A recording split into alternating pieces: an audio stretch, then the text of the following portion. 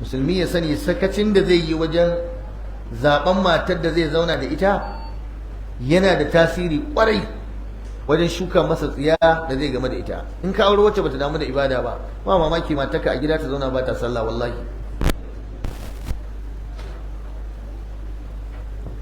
Idan ka dawo in ka auro mara addini ba mamaki gidanka ya zama gidan fim, sai ta tara maka ƴaƴan makota ai ta kallo a gidanka ana kallon tsiraici. In ka auro mara amana ko gafiya da bera sai sun sallama mata wajen dauke. Yau a cikin mata akwai masu sayar da kayan abincin mijinsu. Me ya faru? Ba a yi kyakkyawan zaɓi ba, kyau aka bi, haske ya bi, Allah ya jarabe shi sai mai kyau. Akwai mai kyan fuska amma ba kyan zuciya, kuma shi zai wa kansa zaɓe. Idan ya riga ya jarabtu da ita baya so a gaya masa laifinta, sata take yi, ɗauke-ɗauke take yi. Akwai mai bin maza, akwai matan da yau wallahi mijinsu ba mijinsu na aure ne guda ɗaya ba. Yau duk lokacin da ka wayi gari matarka ba kai ɗaya bane mijinta, ka shiga uku. Yau Allah ya kawo mu lokacin da mutum in bai farga ba a gidansa zai yi ta renon 'ya'yan da ba nasa ba. Me yasa? Ya auro macen da ba mai kamewa ba.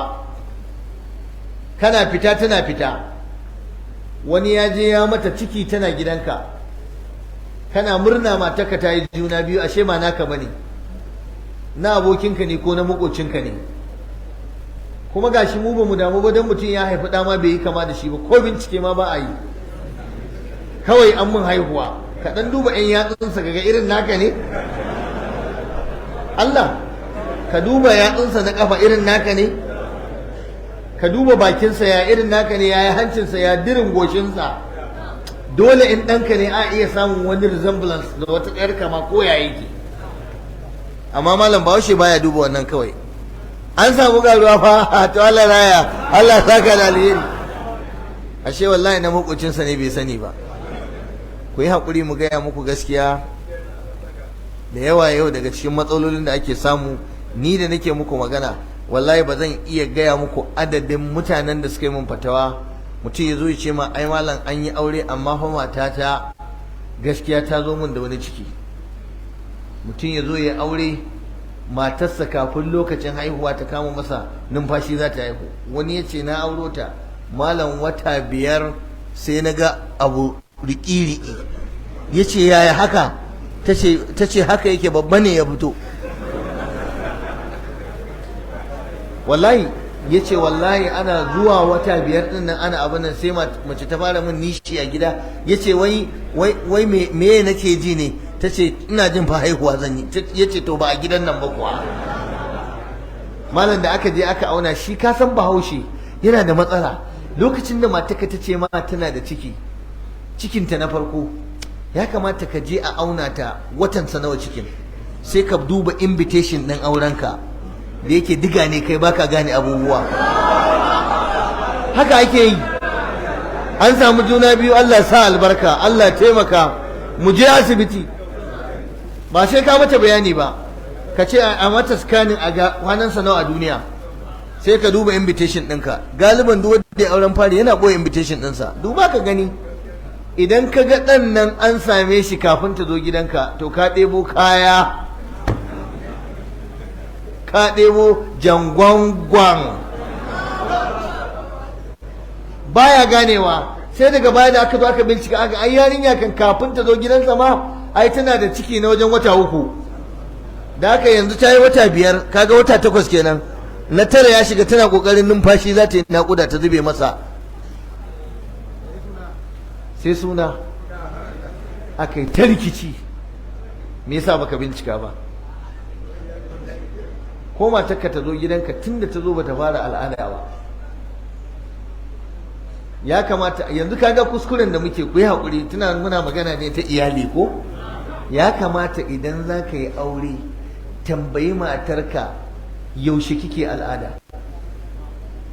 Za a ɗaura aure za ta tare ko?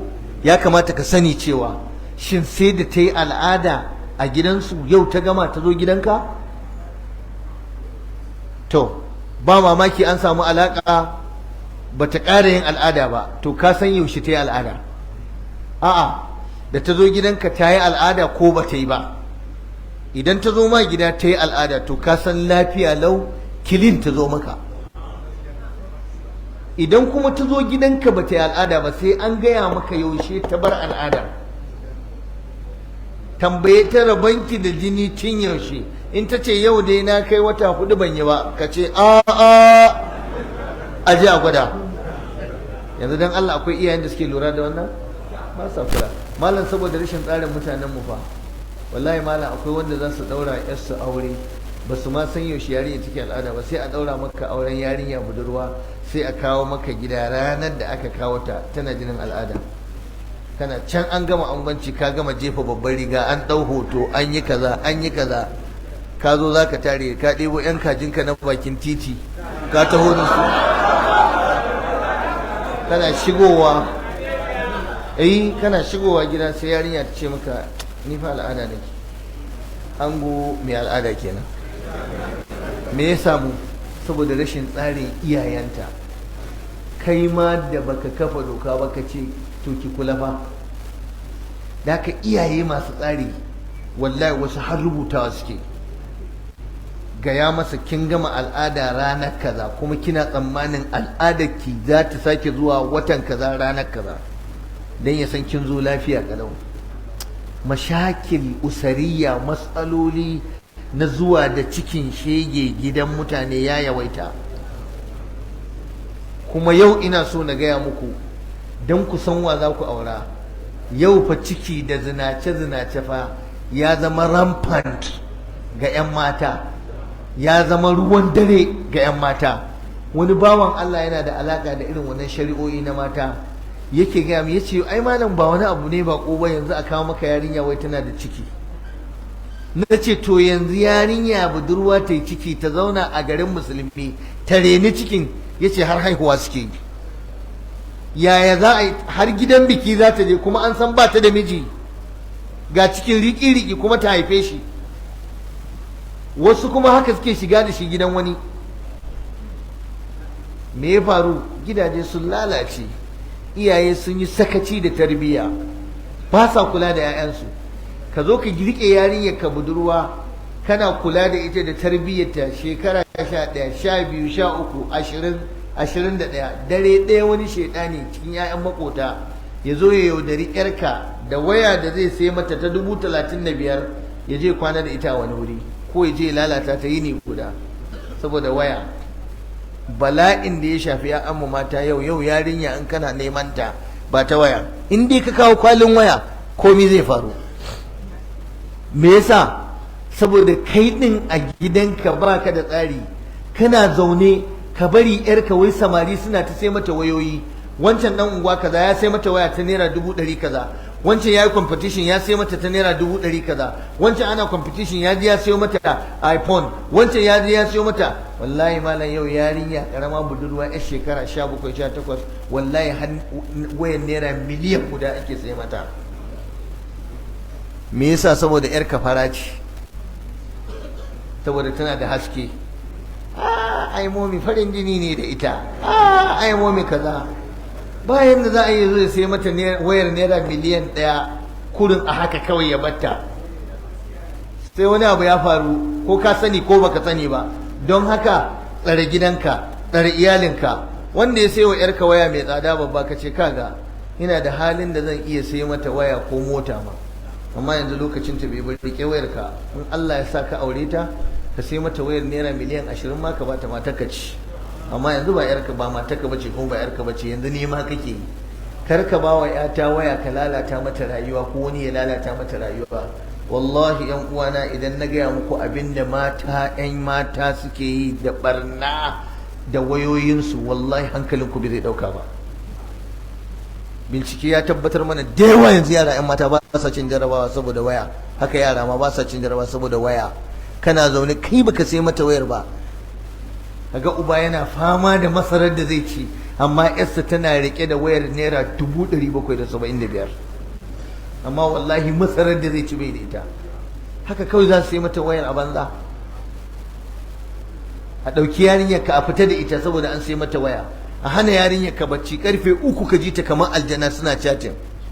Wata mata ta burge ni, ta ce malam ka gani nan wallahi tallahi wayar ƴaƴana mata karfe 9 dare da kanki zaki dawo ɗakin babanki falo ki aje anan za ta kwana kuma bara a kashe ta ba, a kunne za a batta. Ta ce dan mu ga wa yake bugowa cikin dare, dan mu ga wani sako yake zuwa. Ta ce alkawari ne 9 tana yin yarinya ba chatting ba facebook ba whatsapp ba hiran dare ba waye, zo ki aje wayan nan a ɗakin ubanki a buɗe saboda ka ga waye ke kira. In ka ji kira karfe 3 dare to wani matsiyaci ne zai lalata maka tarbiyyar ya kenan. Malam bidiyo call ake da su, idan baka gane bari in fasa maka bakin. Wannan yarka budurwar da kake gani, Allah Allah ka tsare mana mutuncin ƴaƴanmu ya Allah, Allah kar ka ba da dama wasu ke ta mana iyalanmu ya Allah. Malam saurayi mara mutunci malam, wallahi zai sa yarinya karama malam ta sa kayan bacci ya ce bidiyo call za su yi, ta kunna wuta ta yi tsirara, wallahi ta suna bidiyo call yana daukan ta tana kallon sa yana ganin ta, kana can kana munshari kwar kayi nisa. Ya cuce ka wallahi. Bidiyo call tsirara za ta yi, ta bude gashin ta ya gani, ta bude kirjinta, yarka ce budurwa. Wannan ana yi rampant baya yi ruwa. Mashakil, matsaloli na iyali, kuma ba mamaki ɗanka ne shi kuma, wani kuma kwabewa yake zigidar haihuwar uwarsa. Su yi wayar da yarinyar, an koya wa yarinya ka fasad a gidanka saboda me ka nuna musu talaucinka kai mabukaci ne. Me za ta yi da wayar? Wace irin rayuwa za ta yi dan ba ta da wayar? Ku kula da iyalanku, ku riƙe gidajenku, in ba haka ba wallahi wani zai zo ya maka illar da har ka mutu ba za ka manta ba. Kuna tare da ni? Ahammu sifat da ya kamata mutum ya kula da shi wajen gina iyalin shi, sifatu taqwa was salah wad din. Taqwa da salahi da addini. Dole ne mijin da za a aura, dole ne matar da za a aura in ana neman zaman lafiya to ta zama mai salahi, mai addini, mai tsoron Allah. Shi sa manzon Allah ya faɗa mana a cikin hadisi ingantacce, hadisin Imam al-Bukhari da Muslim, tunkahul mar'atu li arba'in limaliha wa li jamaliha wa li hasabiha wa li diniha fazbar bi dhati dini taribat yadak. Tirmidhi ma ya ruwaito shi, ya ba da labarin irin ɗabi'ar mutane yadda suke aure. Wani ya zo yana auren mace ne don kuɗinta, in mai kuɗi ce zai aura ko 'yar mai kuɗi. Wani mai kuɗi ya kira wani yaro ya ce kaga a ina ka ganta kake son ta? Wallahi alhaji kaza kaza, yi bayani za ka yi naka da ita. Ya ce to ka ganta, in Allah ya daidaita ka da ita ta zama matarka to kuɗi na daban ita kuma wannan daban, ko taro ba zan baka ba. Ka je ka nemi kuɗinka, kar ka kuskura baka da sana'a ka ce za ka zo ka nemi wa ƴata wai dan na da abin nan. Ya ce ni ma kuɗi na ba ubana ne ya bani ba, ni ma nemowa ne.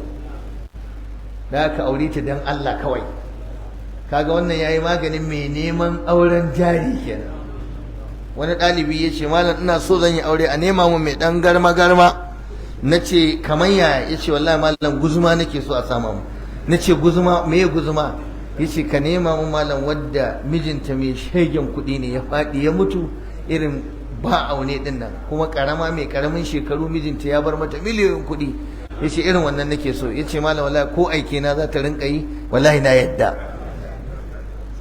Kaga babu auren dan Allah, dan abin da take da shi ne. A nan nake amfani da wannan dama ina kiran iyaye mata a duniya, wallahi duk wanda ya zo auren ku duba shi me ya kawo shi. Duk wanda ya aure ki dan abin da kika mallaka, ran da ya ga babu wannan abun sai ya wulakanta ki. Duk wanda ya aure ki saboda kyanki ko, ita kyan mace kuma is periodic, is kuma is zaka iya cewa yana da wani lokaci ne gajere. Duk inda mace take, kaga haihuwa yau da gobe to yana canja mace kuma yana rage ta. Zaka ganta da tana budurwa galleliya masha Allah, amma da ta yi haihuwa ɗaya wallahi sai ta sauka. kamar cajin batir ne, duk inda kai amfani da shi to sai ya sauka. Idan ta ƙara na biyu sai ta ragu, in ta ƙara na uku sai ta dada raguwa, in ta yi na hudu kowane haihuwa sai wannan in tana samun abinci mai kyau ma tana ci da kulawa kenan. Wata wallahi 'ya'ya 4-5 ta haifa sai ga kamar ba ita ba, ta zama sa uwarta. Da haka haihuwa tana rage mace. Me yake rike mace? Tsoron Allah da takawa. Kawai kana son ta ne dan Allah. Duk wanda ya auri mace saboda tsabar kwalliyarta da kyanta, to ka bashi 'yan shekaru wallahi sai ta canja. Kalli mahaifiyarka da ka ganta tsohuwa da ƙyar zama tashi da ƙyar, ai da ba haka take ba. Da an baka hotonta tana budurwa zaka ce ka ashe hajiya kyau ne da ke haka. Amma me ya canza ta? Da kai da yayanka da ƙannanka ku kuka canja ta. Amma mahaifinka ya haƙuri ya ci gaba da riƙe ta a haka, in ya ga dama yana da kuɗin da zai je nemo wata budurwa sabuwa irin ta a da, to amma bai yi ba, tsoron Allah ya sa ya riƙe ta. Da haka masu yin aure na ɗanɗano, masu yin aure na yayi, masu yin aure na jin daɗi da morewa, duk inda kuka je, duk shekarun da kuka yi, akwai lokacin da matan sai sun canja. Duniya haka take. Wani malami yana ba da wani lissafi ya ce ba wani abin da yake kaiwa shekara 10 ana jin daɗinsa, dole sai ya canja ko me shi, sai imani. Ya ce in gida ne ka gina mai shegen tsada, kana gadara ka yi gida mai tsada ko, duk inda ya shekara 10 wallahi a unguwar sai an samu wanda ya gina wanda ya ninka naka. Kuma wallahi sai kaga ko kujerar ta fara kodewa, ko kumfan banɗaki ya karye, ko kayan da ka saya kai amfani da su a gidan sun yi expire, an daina amfani da su shekara 10. Windon da ka sa mai tsada, kofar da ka sa mai tsada, mai rufe kanta, mai buɗewa da remote, to yanzu an yi wacce take ita ma daga ƙasa ma take, sama take haka. In dai ya shekara 10, in mota ce ka saya duk inda ta shekara 10 an daɗe da daina yayinta. In riga ce ka saka za ta shekara 10, to me kake ganin za ka rike shekara 10? Shekara 10 kawai fa. In hula ce ka sa an gama yayinta, idan agogo ne an gama yayin shi, in menene imani ne ba a gama yayinsa. Duniya kenan, hiya duniya aqallu min al-qalili wa ashiquha adallu min ad-dalili. Kenan ana zama da iyali ne a rike su dan Allah. Ba kun zo an yi aure, amarya, ango, an yi kaza ba, da Allah kuka bi da haifi muku. Amma kuka kuskura aka ɗauki hotunan ku kuka yi rawa, ka rike ƙugunta, ta rike naka, ka sumbance ta, ta sumbance ka, ka ba ta kek, ta baka kek, kuka yi. A zo a neme ku bayan shekara 20 wannan auren. Ka ɗauko hotonka a yanzu, ka ɗauko wancan hoton da kuka yi. Wani magani za a yi kamar daga kabari ya fito. Sai baƙin ciki ya dame ka na saɓan da ka yi. Shi sa in za ku yi aure, ku inganta iyalinku, ku yi abin da babu saɓan Allah a ciki, sai Allah ya albarka a aurenku. Wannan barna, fasadi yana cikin dalilin da yake watsa iyalanmu. Ina magana ne akan kulawa da iyali. Wanda duk yake so gidansa ya zauna lafiya, to kada ya bari a auren su ya saba Allah da fasadi da barna da ake yi. Wani ya zo ya yi aure ta dalilin aurensa an lalata 'yan mata budare, budurwa, an yi zina da 'yan mata barkace, duk abokanansa suka yi. Akwai mutanen banza marasa kirki, duk lokacin da aka zo za a yi aure sai sun nemi yara ƙanana 'yan mata, daga ɗaukan amarya za su wuce su lalata su, daga karɓan waya sai sun yi relationship sun lalata su. Ta dalilin aurenka an lalata 'yan mata virgins, an fitar da su daga budurcinsu an lalata, kuma Allah ya rubuta, mala'iku sun rubuta a aurenka aka yi. Ya za a yi aurenka ya albarka? Ya za a yi ka zo ka haifi yaya su zo su zama to yaya masu jin kai da tausayi? Ka je ka yi gayya, an yi fasadi. Wani bawan Allah aure ya yi da ya zo ya gaito, yana da abokanansa sun yi university, 'yan kudu ne, suna business 'yan kudu ne, da ya zo kayan shaye-shaye sai da ya sayo har da giya da naman alade. Wai ai saboda akwai abokanansa da ba musulmi ba, har giya ya kawo a wajen taron, wai kar a zo a nemi wani a bararsa. Kuma sai daga baya wannan mutumin zai kewaye wajen limamin masallaci ya ce malam an samu karuwa a yi mana addu'a. Ƙarya kake wallahi. Wannan barnar da kake sai ya yi maka tasiri a cikin gidan iyalinka. Don haka ina so ku gane genesis na lalacewar tarbiyyar 'ya'yanmu yana da tasiri wajen gina iyalinmu a farko, tanadin da muka yi da irin abin da muka yi wa 'ya'yanmu ko muka yi wa matanmu lokacin da muka aure su. Kula da wannan yana da muhimmanci kwarai da gaske. Imam Nawawi ya yi bayani da sharhi akan wannan hadisi da malamai suka faɗa, ko annabi ya ce fasfar bi zati dini, ka rabauta da mai addini sai ka samu alheri a hannunka. Ma'ana annabi ya ba ku zaɓi kenan, idan atakum man tardawna dinahu wa khuluquhu, in yazo muku wanda ku yarda da addinin sa biya sa, ku aura masa yarku. Dan Allah iyaye ku karbi shawarar da annabi ya muku. Don Allah duk wanda ya zo neman yarka, fara duba addinin shi, ka bincika a ina yake sallah a unguwarsu, ka bincika wani masallacin juma'a yake sallah a garinsu, ka bincika shin yana zuwa wani darasi na ilimi, ka bincika yaya alaƙarsa da iyayensa, yana bin iyayensa. Wannan shine binciken da shari'a fa tace ku yi. Amma ku binciken ku me sana'arsa, kun gama. Da an ce ai yana da ɗaukin albashi, yana ɗaukar albashi mai kauri, kun gama. Amma baka bincike waya yana bin iyayensa, ba mamaki ubansa ma baya magana da shi, ba mamaki ubansa bai sai ba shawara bi ba, ba mamaki uwarsa bata isa ta mai faɗa bi ba. To yanzu kai ce zai auro yarka kuma ka ce zai maka biyayya, kai sirikin za mutumin da baya bin iyayensa shine zai zo ya bi ka? Shi sa kuke nadama da yawa idan kun aurar da 'ya'yanku, ba kwa bincike. Kai ma idan zaka bincike ta, bincike tana sallama. Kun san cewa yanzu ku tambayi malaman sakandare da suke zama da ɗalibai har zuwa bayan la'asar ake tashi, wallahi malam da yawa yara 'yan mata ba sa sallah a makarantu. Suna iya yin ƙarya su ce haila suke, kuma wallahi ba haila suke ba. Wani ya kama duka sai malami ya ce ka karka bata lokacinka, a gidansu ma ba sa yi. Yarinya ce budurwa, wallahi za ta yi ta danne-dannen waya har ai azhar a dawo a shiga aji kawai, a shiga prep, ba za ta yi sallah ba. Ba mamaki budurwarka ce, kuma ba mamaki ke din ma kin auri wanda bai damu da sallah ba. Daga wurin zance za a gane. Ya za ki gane saurayin ki yana sallah ko yana kula da jam'i ko baya yi? Gayyace shi wata ran gidanku ki ce ina son ganin ka 12:30 ko karfe 12 daidai. Ki shirya mai dan abun arziki, ki ce a lokacin za a yi hira da zancen. Ki ga an kira sallah ya za a yi, kuma ki ce yau ba za ka bar gidan nan ba sai bayan la'asar. A nan ake gane shi. Wallahi wannan ina gaya muku, ni kam na sa wata ta kama wani a haka, tuntunin muka kore shi wallahi. Ta ce malam ni ban san yadda ya zan yi gane wani, ce gayyace shi. Ta gayyace shi ya zo, gogon ka ya zauna. Lokacin sallah ya karfe 12:30, 1 saura kwata, shiru sai zance yake. Sai tana duba agogo, ta ce azhar fa ta yi. Ya ce ba komai ba komai, mu ci gaba ne, mu ci gaba ne. Ta ga karfe 1 ta yi, ya ƙi ya tashi, yana ta zance. Ta ce to ni kan da Allah ina neman izini zan je ne sallah. Sai ce ki je ki sallah ki dawo, ina jiran ki. Wallahi shi bai je ba malam. Ga masallaci a kofar gidan, ga masallaci a unguwan bai fita ba.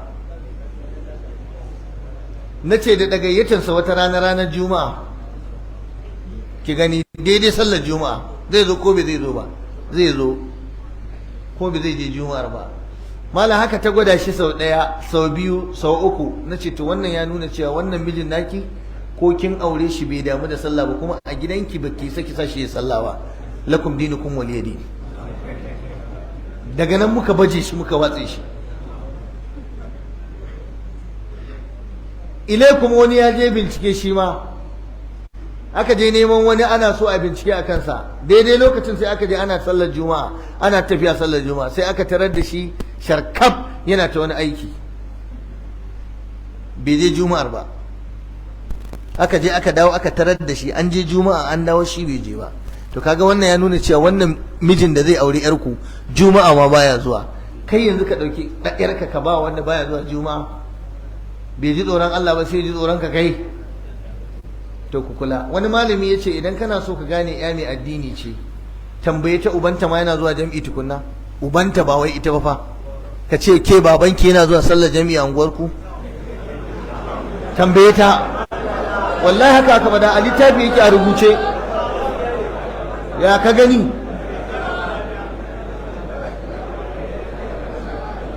Ya ce tambaye ta a gidansa ana azumin nafila alhamis litinin.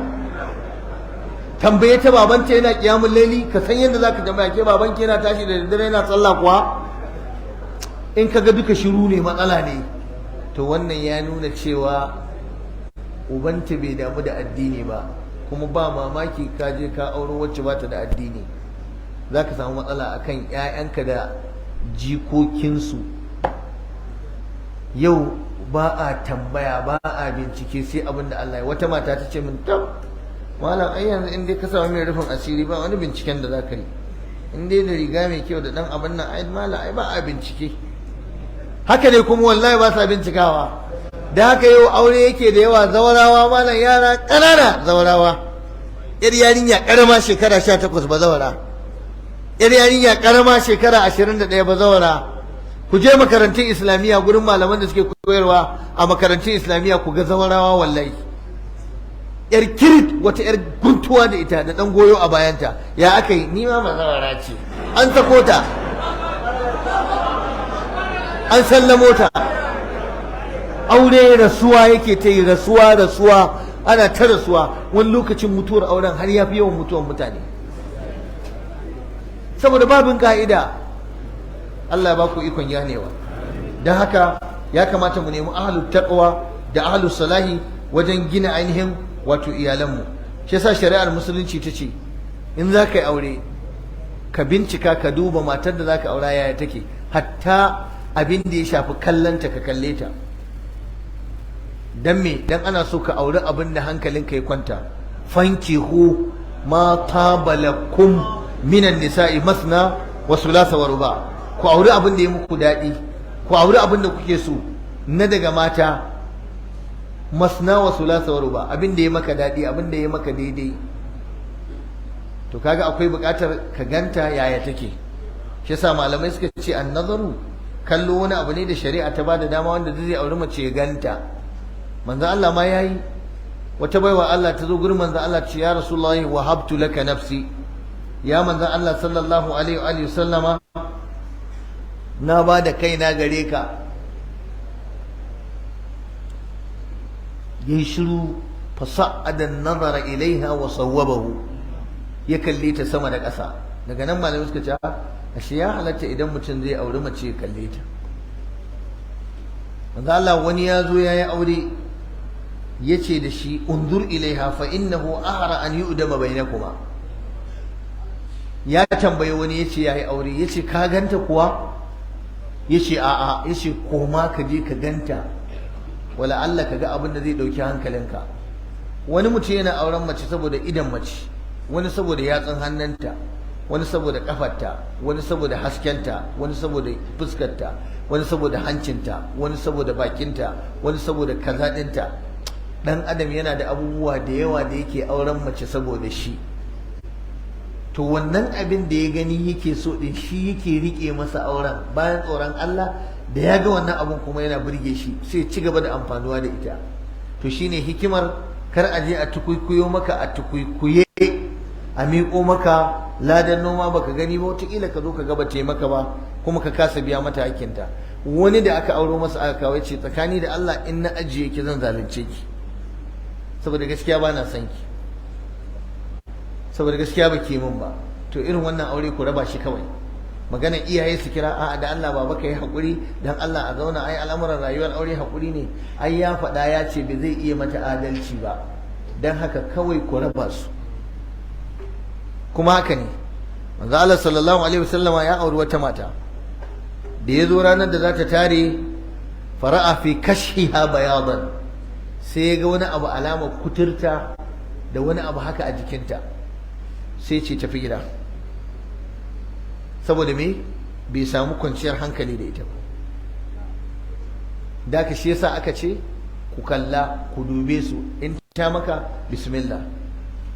Iyaye da kuke tukuikuye wasu ƴaƴan kannanku ko ƴaƴan abokananku ko ƴaƴan kaza, ka ce wa ɗanka je ka auri wance, ce masa za ka yi je ka duba wance ta maka ka aura, ka ba shi dama.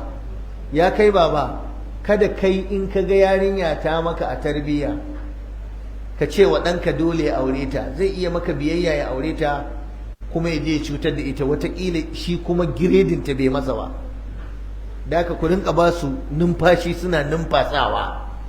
Ita ma ɗin ka ba ta dama, je ki gana da wane, ya miki, ki bincike tsakani da Allah, ya miki, ina son aure tsakaninku. In kin ga bai miki ba, babu damuwa, Allah ya baki wani wanda ba shi ba. Wannan shine adalci a tsakanin 'ya'ya, musamman lokacin da za a yi ainihin auratayya. Abu na gaba da yake lalata mana zamantakewar mu na aure, kafa wasu sharuɗa marasa gaira ba dalili. Mutum zai yi aure sai ya kafa sharaɗi ya kai 100, sai mai kaza, sai mai kaza, sai mai kaza, sai mai kaza, sai mai kaza, sai mai kaza. Shi kuma idan da za ka ɗora shi a skeli, ko sharaɗi 10 bai kai ba a ciki.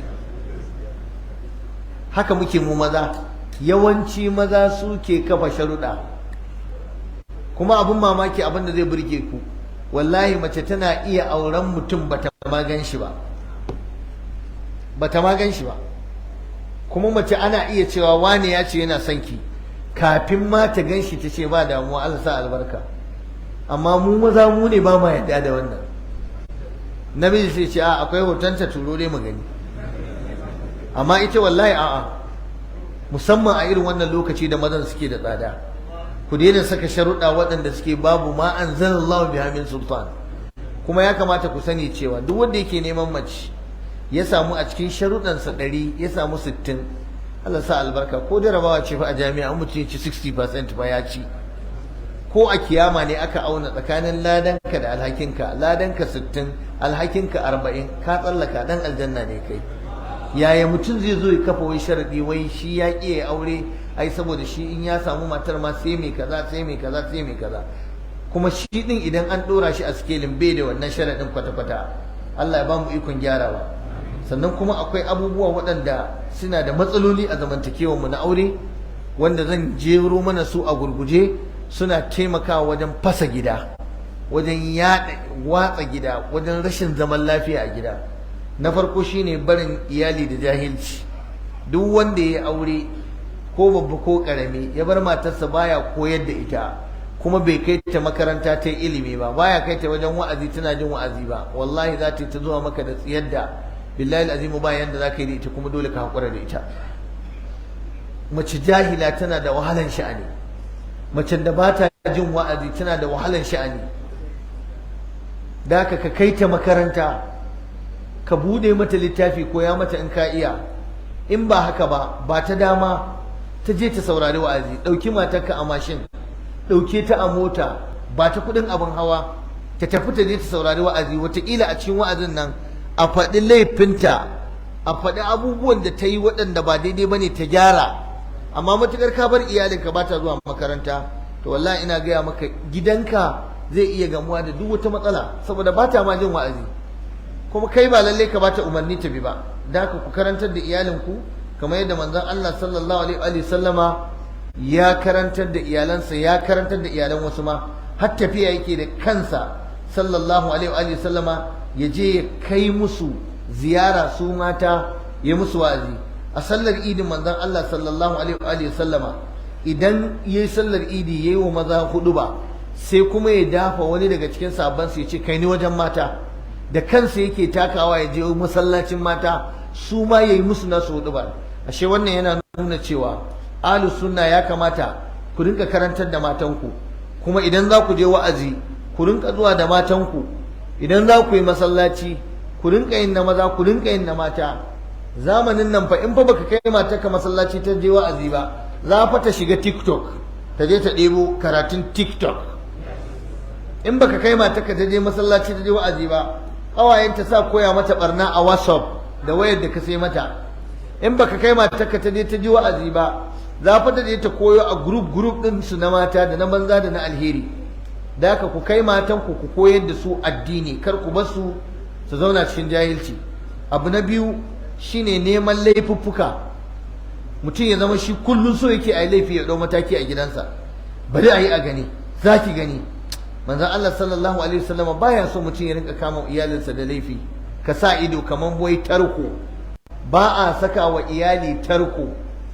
Mai talammusin zallati in dai mace ce wallahi sai ta saba maka. in dai mace ce wallahi sai kaga aibinta, in dai mace wannan zamani ne wallahi sai kaga abin da baka so. Da haka mutum ya zauna a gida wai shi jira yake a yi laifi, ya kafa tarko a can yana dubawa a can kan a yi laifi ya ɗau mataki. Za ta yi ta yin laifi kana ta faɗa, gobe kuma za ta gyara. Ba na ce a daina ba, ka yi haƙuri, in Allah ya sa da gobe in kada kuma sai ta tisa. Ku daina neman laifi. Kuma namiji mai ƙoƙari, namiji mai ilimin zamantakewa ta aure ba komai yake magana a gidan shi ba. In an yi wani laifin da harara za ka gyara shi, idan an yi wani abun da wani yanayi za ka gyara shi. Akwai abin da za ka yi magana, akwai abin da ba sai ka yi magana ba, akwai abin da sai bayan sati 2-3 ma sai ka yi magana a kan shi. Yanzu wani lokacin yaro zai zo ya aikata wani abu, in ka biye zuciya sai ka kashe shi. In ya yanka maka wata tsiya yaro, ko mace ta yanka maka wata tsiya, sai ka yi barna. Mutum yanzu misalin ya dawo gidansa ba izini ba komai, yana cikin matsuwa, kawai sai ya zo ya tarar da matarsa ta rufe gida ta fita. Ina ta je baka sani ba, wayarta a kashe, ta garkama maka kwado, ga ka kuma ka ɗebo kaya a matsayi, ya za a yi? Fushi zai ɗauke ka, ka ɗauki abun duka ka daki ƙofar nan. Lokacin da kake dufan ƙofar nan ji kake mata kake duka, amma da kanka za ka nemo mai gyara ka ce wal nemun nawa ne kuɗin gyara kuma ka biya. Haƙuri yana da tasiri wajen kyautata zamantakewa da iyali. Yanzu kaga dai wanda ya fi kowa zama da iyali da kyau, amma sai da aka bata masa annabi Muhammadu. Wallahi malam, a cikin tarihi ana ba da labari a gidan annabi sallallahu alaihi wasallam akwai lokacin da matan suka raba kansu, akwai kungiyar na Aisha, akwai kungiyar na Hafsa. Waɗannan gaba ɗaya suna goyon na Aisha, wannan suna goyon bayan na wanci. Ana samun sabani, hatta a gaban annabi an samu sabani tsakanin matarsa, na Zainab da na Aisha. Na Zainab ta je ta aiko abinci a gidan annabi, yana gidan Aisha. Na Aisha ta ce dan me za a yi min haka? Ta sa hannu ta buge kwanon abincin, ta fasa shi a gidan annabi, ta zubar da abincin a gaban annabi. Kai da yake kai yaji ne, tattasai ne, kai mai fada, dole sai sun maka ba daidai ba in dai mata ne. Haka annabi ya ce a Aisha ta yi kishi, sai ya ce to za a biya kwano kuma za a biya abinci. Yana dariya ya gaya mata, mai gashi da dariya kenan. In kai ne yanzu duka za a kai. Matan annabi sun yi mitin, suka ce a gaya masa ya ji tsoron Allah akan langarin mu'amalarsa da Aisha. Wallahi suka aika Fatima. Kun san me? Wai sahabbai ne in sun zo kawo kyauta sai su rinka barin ranar girkin Aisha, sai a rinka aiko annabi kyauta, tunda shi baya cin sadaka. Kawai kishi na mata, wato ma sai a ɗakin Aisha za a rinka kawo. Shine aka yi mitin, aka gaya masa. Wallahi da aka gaya masa malam, dariya yayi. Fatima aka aiko yarsa, ta ce ya Rasulullahi, matanka sun aiko ni wajenka. Ya ce bismillah. Sun ce in gaya maka ka ji tsoron Allah dangane da mu'amalarka da Aisha da kuma sauran sahabbai abin da ake yi. Ya ce me ya faru? Ai kaji. Su kuma sahabbai haka kawai suka tsara, su sun fi son su kawo annabi kyauta in yana ɗakin Aisha. Wallahi bai ma san ana yi ba, kawai sai dai ga abin yana faruwa. Sai ya ce wa Fatima, kina so na? Ta ce eh. Sai nuna Aisha ya ce to fa ahibbi hali, ki so wannan. Wallahi iya amsar da ya bayar kenan. Suka ce me babanki ya ce? Ta ce ni kawai ni bai ce mun komai ba. Dole haka malam, akwai abin da in an yi mata suka yi, kai ka san shirme ne, shiru kawai zai magance shi. A zo ana ma, akwai lokacin da za a zo a saka a gaba ana maka magana ayi kaza, ko daga kai ba za ka yi ba. In ka gama kawai tashi ka tafi harkarka. In ta yau ta ji shiru, gobe ta ji shiru, jibi ba za ta kara ba in mai hankali ce. Ta san cewa baka da ra'ayi akan wani abu, amma ka zama da an ga dama sai a kunna ka, ana so a kunna ka sai a je a gaya ma a ce a kunna shi zai kama zage yanzu zai kama fada. Ba a yi ustaz, haƙuri ake yi. A gidan manzon Allah sallallahu alaihi wasallam, duk ina ba ku shawara akan kula da iyali da haƙuri. A gidan manzon Allah sallallahu alaihi wasallam, matarsa Safiya bintu Huyay ibn Akhtab wata ran ta zo ta same shi, ce ya Rasulullahi, matanka suna aibanta ni. ita Safiya a yakin Khaibar shekara ta 7 ya samo ta a cikin ribatattun yaki, ya yanta ta, ya aure ta. Yar gidan shugaban Yahudawa ne a Khaibar, Huyay ibn Akhtab. Kyakkyawar mace ce masha Allah tabarakallah. Sabon aure, mijinta ya zo da ita yaki, aka kashe shi, ita kuma aka ribato ta. Sahabbai suka ce wannan tunda mace ce babba, ma'ana yar manyan mutane ne, ya Rasulullahi muna ga a gidanka ya kamata ka ajiye ta. Annabi ya yanta ta, ya aure ta. Wallahi malam, saboda yanayi irin na mata da kishi irin nasu, da baiwa Allah nan ta zo kai wata rana a cikin matan Annabi, sai wata sai ta ce mata ya gafara da Allah, yar gidan Yahudawa kawai, musulma ce, ta zama musulma. Sai ta zo tana kuka gaba Annabi, ta ce ya Rasulullahi ga matanka suna aibanta ni da addinin ubana. Sai ce a haka suka ce miki? Yace to ki koma ki same su, ki ce da su a cikin ku gaba ɗaya wace ce yar Annabi, babanta Annabi, baffanta Annabi, wace ce a cikin ku?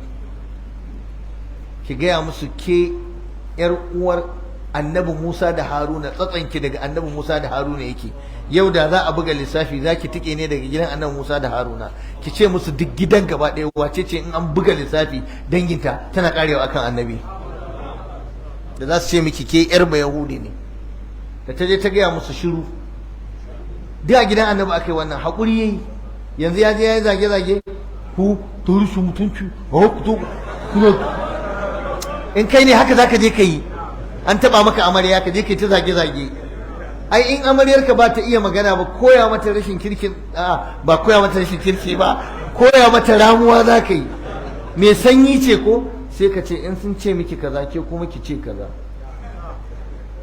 sai ka lallaba ka gudu ka fita, ka ce amma fa karki ce ni na ce ki faɗa. Ya halatta in kaga ana cutan wata matar ka, mata sun haɗe mata kai, to taimaka mata, ba magana bane. In bata iya magana, ka san akwai matan da basu iya magana ba sai kuka, da an gaya mata magana sai ta yi kuka. Kira ta a daki ka ce in suka ce kaza ke kuma ki ce kaza, ki yanka musu wata maganar wanda za su ji zafi, gaba ba za su sake miki ba, ka haɗa rigar ka fita. Haka ake yi. Shine Annabi ya koya mata, ya ce je ki ce musu kaza. Kaga yayi haƙuri. Da haka akwai misalai na haƙuri da ya kamata mutum yayi a gidansa dangane da iyalinsa. Zalunci da rashin adalci tsakanin 'ya'ya yana watsa iyali. Akwai daga cikin maza wanda ba sa yin adalci kwata-kwata. 'Ya'yan uwar gida a fifita su akan 'ya'yan amarya, ko 'ya'yan amarya a fifita su akan 'ya'yan uwar gida. Akwai masu rowa, zai ci mai kyau ya sha mai kyau a waje, amma iyalin suna cikin tasku da yunwa da talauci. Wannan ma yana watsa iyali, kuma yana kawo rashin zaman lafiya matukar sun gane cewa baka da sha'awar taimaka musu. Akwai kuntatawa da matsantawa. Akwai wanda a gidansu malam ba a iya numfasawa in suna nan. Yana dawowa kowa zai shiga daki, yara za ga sun ruga, baba ya dawo, wallahi baba ya dawo, baba ya dawo. Duk wanda kaga a gidansa ana baba ya dawo ku gudu, baba ya dawo, kana da matsala. Ai ana so baba ya dawo aje da gudu da uwar gida da amarya a rungume ka, sai ta jan babban riga, yara ma suna ja, kai ma an kusa ka da kai, ana baba ya dawo ana murna, irin wannan ake so. Amma malam ka dawo gidanka ka zama dodo, ka dawo gidanka matanka ba sa izuwa falo a ganka kowa tana tsoro, ka dawo gidanka ɗanka ya shiga ɗaki kamar ɓera. Wai sai da kula da gida, dole ne ka tsaya ka camurka abun nan, kaka bari arena ka. Arena ka abokinka nan kuka yi ta musu ya gaya ma bakar magana ka fito? A nan a majalisar ko wani abokinka ya gaya ma bakar magana, bai kai ka kuɗi ba, bai kai ka kaza ba, kai hakuri da shi, ka zo ka takure iyalinka. Wani yaro ya ce ka ai baba in kai tafiya wallahi daɗi muke ji. Yaro ne sai ya ce in na dawo fa, sai ce sai mu ƙara jin wani daɗin. Amma ƙarya yake wallahi, saboda baban ya takura ya matsanta. Da ku daina takura wa iyalinku, alghilza kenan wal fadada. Allah ma cewa da manzon Allah, walau kunta faddan ghalidal qalbi lan faddu min hawlika fa'fu anhum wastaghfir lahum wa shawirhum fil amri. Ka zama mai sauki ba mai fada ba, ka zama mai rahama. Malam manzon Allah har guje-guje yake da iyalinsa na Aisha a cikin gidansa, ka kai shi daraja. Manzon Allah yana cin abinci da matansa, ka kai shi daraja. Manzon Allah yana hira da matansa, ka kai shi daraja. Manzon Allah yana da mata 13, kowa sai ya bi ta ya gaishe ta, bi yake yi daki-daki, kai kuma zama kake da kararrawa kake kiransu, hajiya baki ji bane, shi ko bi yake yi daki daki, kana iyawa ka je gidan wance ka gaishe ta, ka je gidan wance ka gaishe ta. Wallahi annabi suka ce duk rana sai ya je ya gaishe mu, kana yi? Manzo Allah har tankade yana yi a gidan shi, tankade. An tambayi na Aisha wai in annabi ya zauna a gida wai me yake, tace kana fi mihnati ahlihi, hidimar iyali annabi yake, aikin gida da shi ake tankade, da shi ake gyara, da shi ake kaza. Aikin namiji a ganshi matarsa ta tara masa uban wanki yana taburza. Wai kaga wannan malamin bai yadda ba fa, wallahi bai yadda ba.